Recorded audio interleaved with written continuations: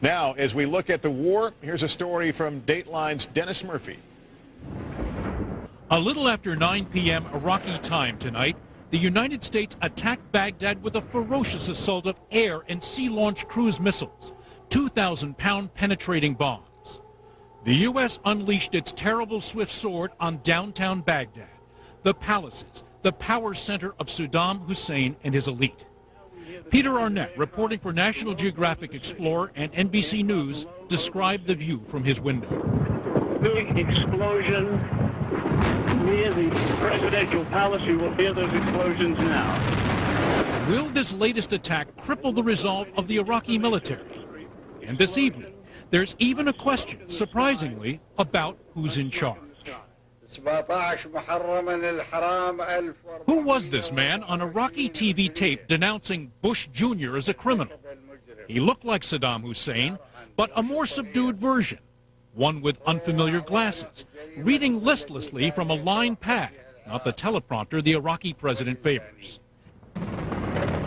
The improbable mystery after an improbable start to war is this: is Saddam Hussein dead?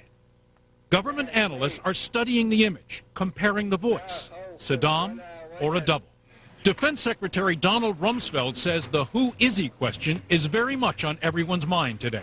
Mr. Secretary, do you believe, in fact, that the man on the tape that was run on Iraqi TV last night was, in fact, Saddam Hussein? There's debate about that. Iraq responded to the first attack by an almost punch-drunk launch of short-range missiles aimed at U.S. troops across the border in Kuwait. They landed without effect. NBC's Dana Lewis, with 101st Airborne on the Kuwait-Iraqi border, had to put on a gas mask as a horn warned of an impending missile attack. We have just heard another alarm. Scenes like this were repeated many times today.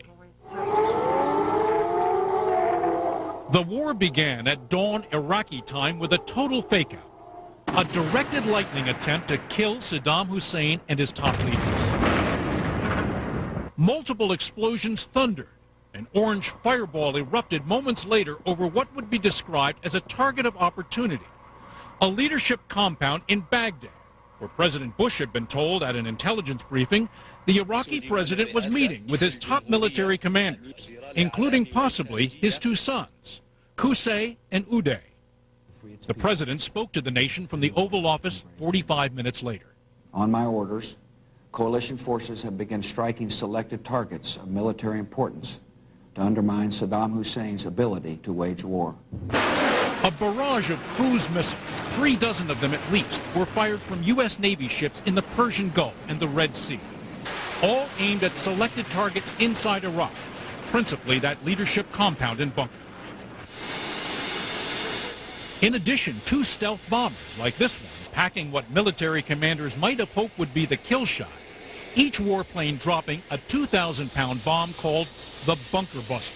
This NBC News animation illustrates the capability of a bunker buster attack if everything goes perfectly. The attacking bombers fix a laser beam on their target, and the unleashed weapon flies towards it. The bomb penetrates the building, smashes through the lower floors, the underground bunkers, and explodes with lethal consequences. Meanwhile, intense U.S. Army howitzer fire from Kuwait into Iraq this evening is being seen as the start of the ground war. Jeez. Kuwait's news agency is reporting that U.S. troops have already moved out across the border and taken an Iraqi border town. President Bush met with cabinet officials this afternoon and spoke of the men and women of the U.S. military. There's no question we've set the finest of our citizens into harm's way. They perform with great skill and great bravery. We thank them. We thank their loved ones. We appreciate their sacrifice. A number of world leaders, prominently Russia's President Putin, has called the U.S.-led attack a mistake. Bush's press secretary said the president understands views like Putin's, but said they won't change the battle plan. The president understands and respects the opinions of leaders like President Putin. Nevertheless, that will not deter the United States and the coalition of the willing from disarming the Iraqi regime.